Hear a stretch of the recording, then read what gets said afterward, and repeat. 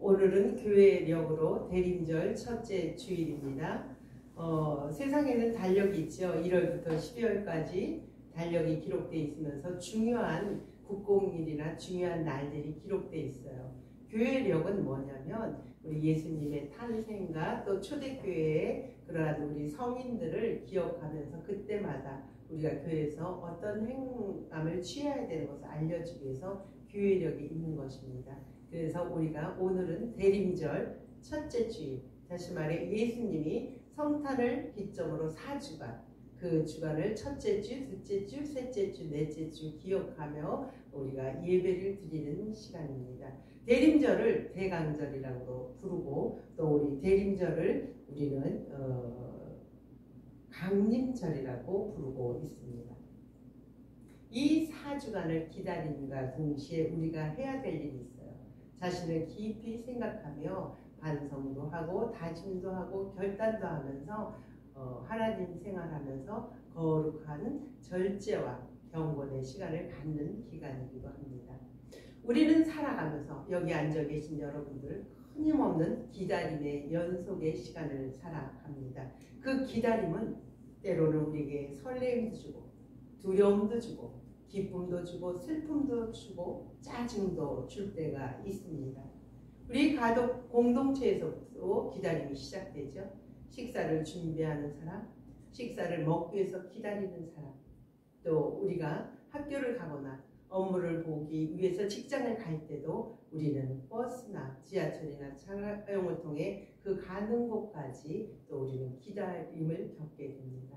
요즘은 많이 발달돼서 웹이 있어요. 스마트 웹을 통하여 지하철이 버스가 몇 시에 오는지 알고 있기 때문에 이전보다는 한없이 기다리지는 않습니다. 그러나 여러분, 우리가 그렇게 용이한 삶을 살고 있다고 해서 버스나 지하철이 내 마음대로 정확할 때가 오지 않을 때도 있습니다. 우리가 생각하지 않는, 예측하지 않는 그러한 일들이 생겨서 우리는 불안할 때 두려움이 있어요. 그 감정은 점점 확산됩니다. 우리의 두려움의 감정은 더 확산돼서 불안해지고 강박에 시달려서 우리의 마음은 흔들립니다.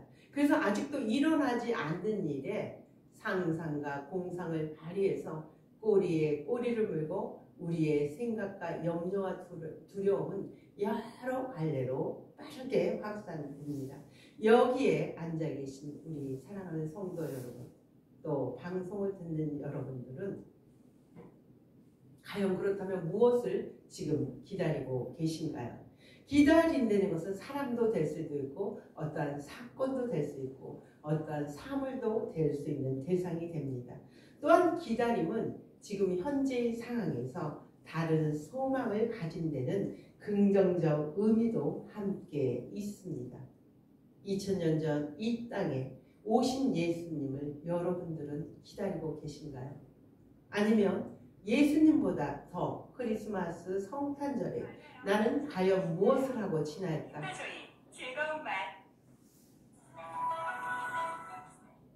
나는 과연 무엇을 하고 지낼까? 어떤 친구랑 어떤 행사를 하고 놀까? 혹시 감각 없이 내 욕망으로 그 날을 기다리시지는 않는지요? 오늘 성경은 여러분들이 읽었듯이 그때로 시작합니다. 그때. 어느 때인가요? 그때가 예수님은 로마 황제의 두 황제가 다스리던 시대에 살았습니다. 옥타비아누스와 티베리우스 황제가 다스리던 로마 식민지 시대에 살았습니다. 우리 예수님도 우리 옛 어르신들이 일제시대에 살았듯이 일생을 태어나서 죽는 그 순간 33년의 인생이 로마 식민지 인생에 살았습니다. 여러분 생각해 보세요. 식민지 생활은 얼마나 고통과 억압과 우리가 짓눌려 살아서 힘든 그러한 어려운 상황에 살아갑니다.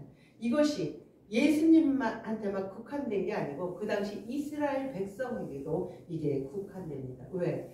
이스라엘 백성들이 이 로마의 폭력에 의해서 이들이 자꾸 폭동을 일으키는 거죠. 로마군에 싸움을 해서 자기 나라를 되찾기 위한 유대를 해방시킨 일을 하니까 이스라엘의 로마 주둔군을 투입하는 것입니다.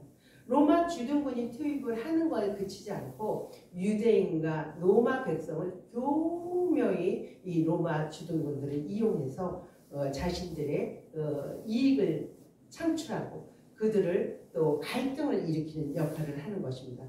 바로 그때라는 것입니다. 그때 우리 예수님께서 이 말씀을 하시는 것입니다.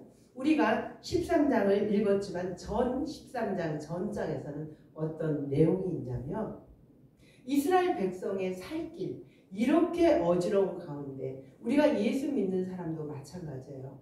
교회 다닐 때 성전이 중요해서 성전을 찾고 예배하고 기도하듯이 이스라엘 백성 사람들은 그 당시에 성전이라면 하나님이 그곳에 임재하시기 때문에 성전에 가서 예배하는 것을 대단한 긍지와 자긍심을 갖고 살았습니다. 그러나 예수님이 그때 AD 70년이 되는 거죠. 그때 예루살렘 성전은 파괴된다. 그렇게 예언을 하는 것입니다. 그리고 전쟁이 일어난다. 기근으로 너희들이 서로 자식이 부모가 서로 힘든 가정을 겪는다. 그뿐만이 아닙니다. 이럴 때 내가 예수다 하는 거짓 예언자 선지자들이 나타나서 온 혼란 가운데 있다고 말씀하는 그때입니다. 그것에 그치지 않고 주님은 뭐라고 말씀하셨다면 오늘 읽은 본문의 그때 또 그때 강조하는 그 때를 강조합니다. 그때 해가 어떻게 된다고 하죠? 빛을 비치지 않기 때문에 어둠에 갇힌답니다. 달이 빛을 내지 못하기 때문에 달로 인해서도 흑암 가운데 있다고 합니다. 거기에 하늘의 별들이 하늘에 있어서 비춰줘야 될 제부시를 못하고 자기에서 이탈하는 바로 그때 가장 어둡고 혼란한 그때 예수님은 인자의 모습으로 다시 오신다고 합니다. 인자, 사람의 아들이 된 거죠. 신이신 예수님이 사람의 아들로 다시 이 땅에 오는데 모든 사람이 볼 수 있듯이 구름을 타고 오신다고 주님은 그 말씀을 하십니다. 불안한 그 시절에 우리 주님은 시작과 끝, 하늘의 끝, 땅 끝에 모든 사람을 모아서 당신이 다시 오심을 보여준다고 하는 것입니다.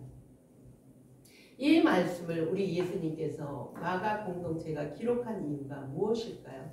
그만큼 이 당시 여기저기서 거짓 선지자가 나오고 목숨이 위태롭고 먹고 살기가 힘든 가운데 오늘을 사는 너희들 종말을 생각하려는 거죠. 종말은 분명히 있다. 마지막 때는 분명히 있다고 주고 싶은 말씀이어서 이 마가 공동체에게 너희들 많이 힘들지 그렇지만 소망을 갖고 그날을 기다려라 하는 마음으로 마가는 이것을 기록하는 것입니다. 사랑하는 여러분, 여기 앉아있는 여러분은 각자마다 다 이런 힘든 일이 저는 있으리라고 봅니다. 학생들은 공부하기 힘들 것입니다.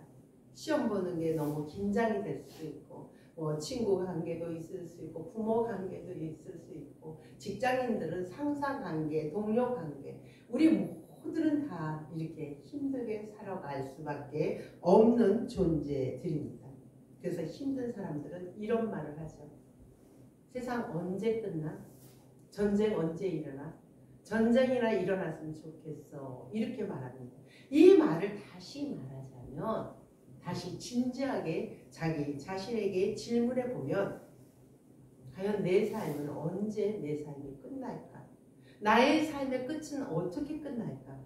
궁극적인 질문은 그것에 있는 것입니다. 여러분, 세상은 자본주의로 인해서 우리가 성공하며 경쟁하는 시대에 살고 있습니다. 그래서 우리는 비교할 수밖에 없습니다. 비교하다 보면 우리는 절망합니다. 또 절망하는 것에 그치지 않고 남을 미워하고 시기합니다. 그것에 그치지 않습니다. 무언가 성공하기 위해서는 분주히 움직여야 된다고 착각하게 악한 생각은 하고 있습니다. 그러나 여러분, 우리가 아무리 몸부림치고 분주해진다고 해서 우리의 환경과 우리의 상황들이 변화되나요? 그렇지 않습니다. 절망이란 마음이 나에게 들어와서 도리어 우리를 힘들게 합니다. 나에게는 변화되는 것은 없어. 현실은 무력감에 빠지게 합니다. 나는 운이 없는 사람이야. 지독하게 내 인생은 폭망이야. 그렇게 고백하고 살고 있지는 않으신가요? 아무것도 나에게는 절대로 일어나지 않나고 소리칩니다. 사랑하는 여러분, 이것이 바로 내 내면에 있는 내면과 외부의 환경의 소리에 의해서 반응하는 내 안의 전쟁인 것입니다. 맛있는 음식을 못 먹어서, 아까 전도사님이 기도했듯이 우리가 소소한 일상의 밥상에 감사하기보다는 화려한 음식과 외식과 맛있는 음식을 시켜먹지 못하는 것, 맘 놓고 시켜먹지 못하는 것에서 늘 부족함에 기근해 우리는 허덕이고 살지는 않는가요? 너무나 많은 사람이 핸드폰이라는 앱을 통해서, 동영상을 통해서 많은 잘못된 정보로 인해서 우리는 속이며 살아가고 있지는 않는지요? 사랑하는 여러분, 지금 우리가 행복한 삶을 사십니까? 아니면 고통 가운데 계십니까? 그 무게가 너무 무거워서 그 무게를 던져버리고 싶지는 않으신가요? 예수를 믿는 우리들, 진정 행복해서 그 행복을 주변 사람한테 나누고 살고 있느냐? 예수를 믿지만 억지로 기쁘지 못함에도 예수, 하나님 앞에 오지 않으면 벌 받을 것 같아서 이 자리에 앉아서 방송을 듣고 예배하지는 않으시나요? 여러분의 신앙은 흔들리시나요? 아니면 꼿꼿하게 그 신앙의 절개를 지키시나요? 겨울산을 저는 예전에 자주 가면 나무에 겨울에 눈이 내리는 설경을 봅니다. 너무 아름다운 눈꽃이 피지요. 그것을 보지 않은 사람들은 모르실 것입니다. 햇살을 반짝이는 그 나무까지 있는 눈꽃은 우리를 마음을 고요하게 평안하게 합니다. 그러나 그 나무가지에 혹독한 겨울바람이 불지 않으면 그 눈의 무게에 의해서 나무가지는 부러진다고 합니다. 잘 생각해 보세요. 나무가지가 자기한테 그 겨울에 찬 눈이 한없이 자기 몸에 붙어 있지만 그것을 해결해 주는 것은 흔들리는 바람이라는 것이죠. 그것을 견딘 나무까지, 흔들리는 바람에 의해서 나무까지 눈이 떨어진 것은 봄에도 살고 그 다음에도 살고 해서 나무가 웅장한 나무가 돼서 더 멋진 많은 사람들에게, 세계 사람들에게 그늘과 쉼을 제공해주는 나무가 되는 것입니다. 이렇듯 우리 인생도 마찬가지입니다. 짓눌린 무거운 짐, 그것조차 견디기 힘듭니다. 그런데 거기에 바람까지 우리를 흔들어 놓습니다. 그러나 여러분, 나뭇가지를 통해 배웠듯이 그 고통은 우리를 더 튼실하게 할 수 있는 내공이 되는 것입니다. 왜? 어둡고 죄 많은 혼돈 가운데 우리 예수님이 이 땅에 사람의 아들로 오셨다는 것입니다. 사람의 아들로 다시 오셔서 영광과 권세를 보이신 예수님은 다시 오시기 전에 예수님도 그 흔들림의 시간이 있었던 것입니다. 어떻게 흔들렸을까요? 우리 예수님이 십자가에 못 박혀 죽으실 때 우리 예수님이 하나님을 향해 말씀하십니다. 나의 하나님, 나의 하나님, 나의 아버지, 나의 아버지, 어찌하여 나를 버리셨나이까? 나를 버리셨나이까? 이 땅에 오셔서 십자가에 못 박혀 죽고 이 땅의 모든 사람을 구원해 주기 위해서 그 목적으로 이 땅에 오신 예수님도 십자가의 고통 마지막에는 흔들렸다는 것입니다. 사랑하는 여러분, 촛불들을 이렇게 많이 켜놨죠. 저희 교회 촛불들을 켜놓으면 바라보면서 어떤 생각이 드나요? 촛불들이 가만히 않고 이 공기, 이 실내 공기나 외부 공기에서 흔들리는 불꽃을 볼 수 있습니다.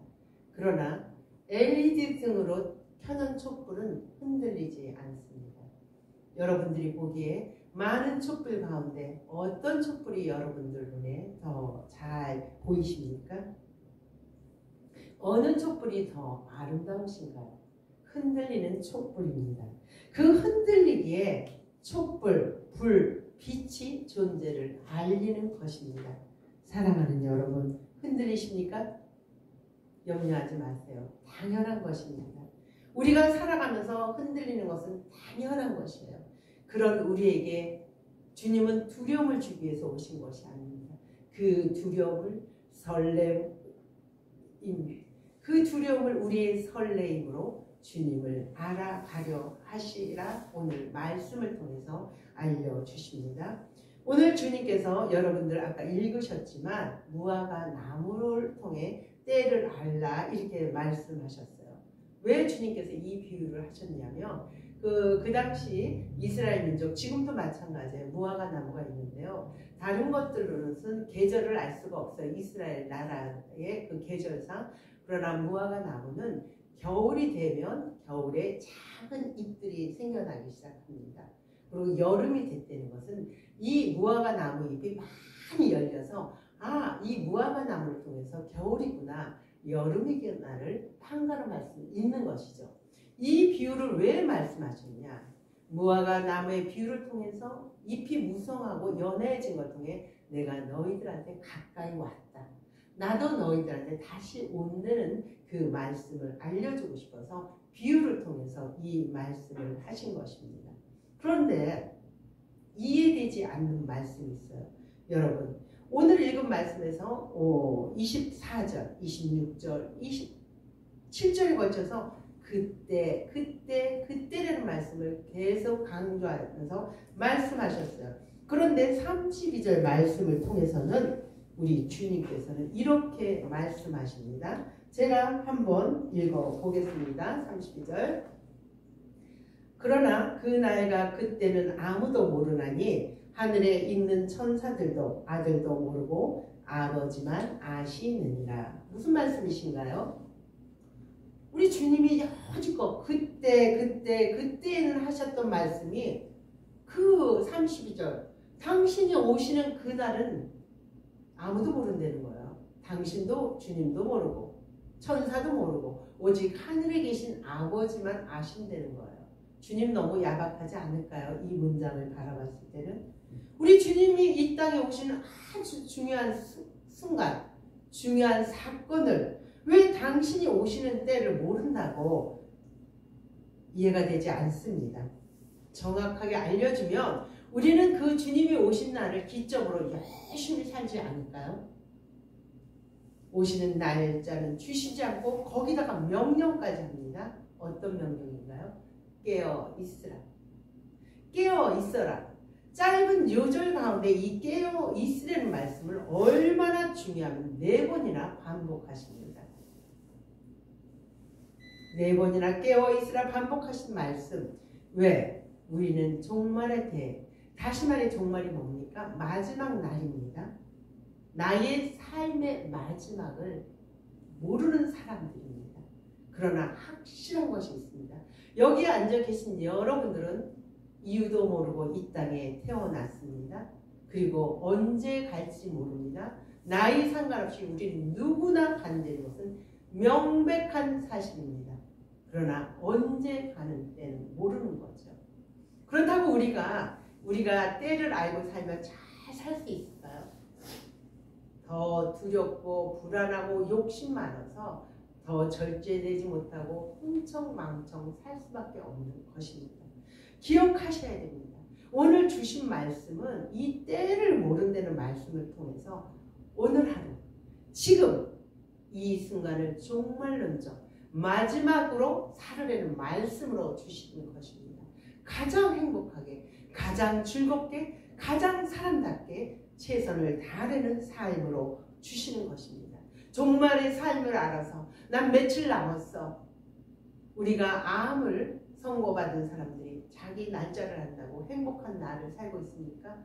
더 불안한 삶을 살고 있습니다. 그 날에서 해방되어야지만 그 암에서도 그들은 해방된 삶을 살아갈 수 있는 것입니다. 그렇다면 우리가 어떻게 깨어 있을 수 있을까요? 과연 어떻게 깨어 있을 수 있을까요? 주님이 말씀하신 것은 일상의 삶, 지금의 삶을 살아가라는 것입니다. 우리는 각자 죽음, 우리 각자의 종말, 이런 것은 우리가 주관하는 것이 아니고 하늘에 계신 하나님, 그분의 주권, 하나님의 통치에 그분한테 우리는 맡기고 인정하며 우리의 삶은 오늘 하루 지금 최선을 다해 살아는 말씀으로 이 말씀을 주신 것입니다. 이게 가능한가요? 오늘 하루 최선을 다하고 오늘 하루 감사하며 살 수 있나요? 가능하지 않습니다. 어떻게 우리가 소소한 일상 속에서 감사하며 살 수 있을까요? 오늘 말씀 37절에는 그 말씀의 해답이 있습니다. 37절을 제가 한번 읽어볼 테니까 여러분들 잘 들어보세요.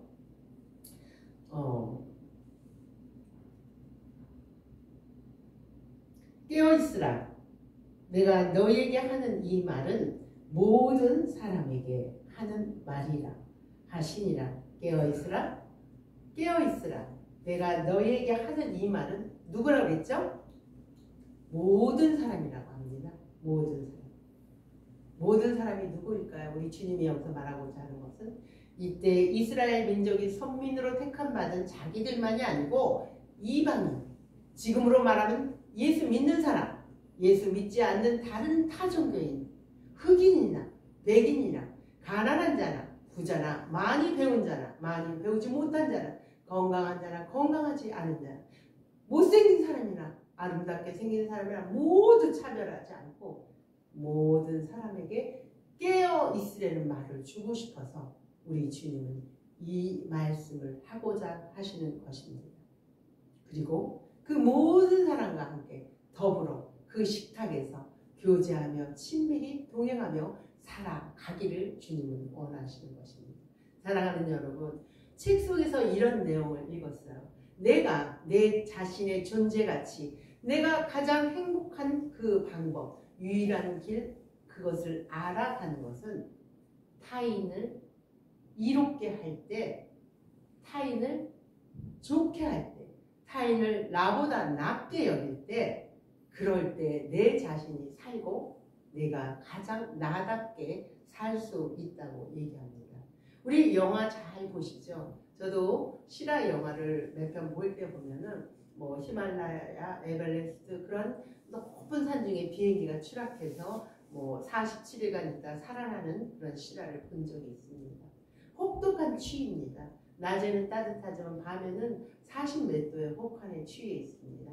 그러나 그들이 살아나는 경우를 봤습니다. 어떻게 살아나느냐? 옆에서 잠자고 있는 사람을 깨우는 것입니다. 그러면 깨우느라고 내가 잠을 못 잘 때 또 상대방이 깨워주는 것입니다.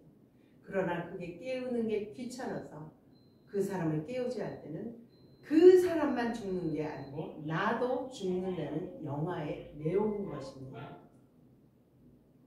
서로가 서로에게 끊임없이 깨우고 말을 걸어주는 것입니다. 그러할 때 그들이 생존자가 돼서 자기가 사는 일상의 삶으로 복귀하는 것을 봤습니다. 사랑하는 여러분, 대림절 첫째 주일입니다. 여러분들은 무엇을 소망하며 대림절을 기다리시렵니까?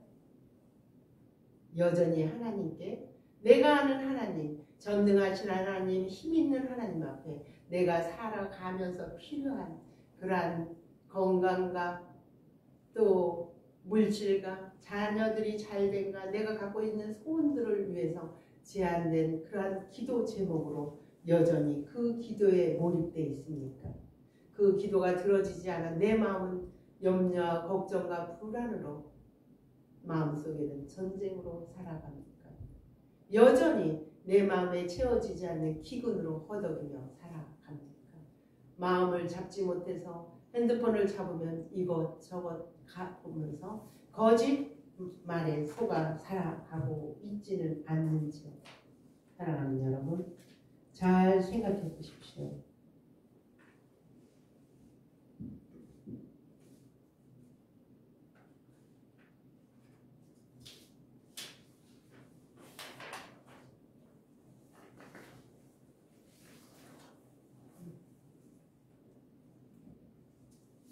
잘 생각해 보십시오. 우리가 지금 무엇에 속고 살고 있는지 한번 잘 생각해 보십시오. 이런 것들은 우리가 세상 살아가면서 물론 필요합니다. 강구도 필요합니다. 그러나 이것에 국한되어 있을 때는 우리는 그리스도인으로 행복한 대림절을 맞이할 수 없습니다. 뭔가 우리는 달라야 됩니다. 현재로도 정말로 여러분들에게 어렵죠. 오늘이 마지막, 지금이 마지막이라는 생각으로 우리가 살아갈 때는 우리는 이것이 가능합니다. 미래에, 내일에 뭐가 아니고 지금 현재 가정에, 그 가정에 충실할 때 가능합니다. 여러분 심장에 한번 손을 대보십시오. 여러분 심장에 한번 손을 대보십시오. 심장에 손을 댈 때 어떻습니까? 심장이 두근두근 되는 소리를 들리지 않습니까? 이 심장이 두근두근 되는 소리가 없다면 우리는 살아있는 사람이 아닙니다. 죽어있는 사람입니다. 이 심장의 두근거림의 울림 때문에 우리는 살아있는 것입니다. 이 울림이 있기에 우리가 생명력이 있는 것입니다. 세상을 향해 울려 퍼지는 그리스도인 덕분에 깨어 있으려는 그 덕분에 우리는 이 자리에 있습니다. 각자의 일상의 자리에 학생은 자기 자리에서 최선을 다하는 것입니다. 성적하고는 무관한 것입니다. 직장도 마찬가지입니다. 봉급하고는 무관한 것입니다. 주도적 삶으로 최선을 다하는 것입니다. 그것이 자신의 형편에 자신의 위치에 맞는 북소리를 내는 것입니다. 이렇게 우리 각자 학생은 학생의 자리, 부모는 부모의 자리, 성직자는 성직자의 자리를, 정치인은 정치인의 자리, 경제인은 경제인의 자리, 문화인은 문화인의 자리에 다양한 북소리를 낼 때 이 땅은 아름답게 조화를 이루는 것입니다. 사랑하는 여러분, 우리의 따뜻한 말 한마디, 우리의 따뜻한 말 한마디, 우리의 따뜻하게 말 한마디의 격려와 지지하는 칭찬의 소리가 울림의 소리가 됩니다. 타인이 아파하는 그 사람에게 우리가 마음을 함께하며 공감하며 들어주는 것이 울림의 소리가 되어주는 것입니다. 상대방이 아파하고 창자가 끊어지는 아픔 가운데 있는 그 사람 곁에서 우리도 그와 같이 아파하는 것이 국민의 울림의 소리가 되는 것입니다. 대림절 첫 주를 맞이하는 사랑하는 여러분, 말씀을 외치게 합니다. 기다림은 우리가 주님을 기다리는 것이 아닙니다. 잘 기억하십시오. 아까 제가 읽었던 38절의 말씀 하신 것 같이 주님은 모든 사람이 깨어 있기까지 깨어 있으라 외치고 있습니다. 모든 사람이 예수님을 알고 복음을 알고 행복해질 때까지 그 구원을 이룰 때까지 우리 주님께서는 계속 북을 치고 울리고 계십니다. 깨어 있으라. 깨어 있으라. 이 울림이 우리에게 각자의 희망의 미랄이 되기를 소망합니다. 하나님이 지으신 모든 사람이 구원을 얻기까지 우리도 그 북소리를 이어가 달려보기 바랍니다. 그러나 꼭 기억해야 됩니다. 그 울림, 그 울려 퍼지는 공명의 소리는 우리의 말이 아닙니다. 말이 아닙니다. 그것이 무엇일까요? 우리가 행동으로 옮기는 발자국 소리, 우리가 손으로 움직이는 그 소리에 의해서 울림은 이 땅에 한없이 퍼집니다.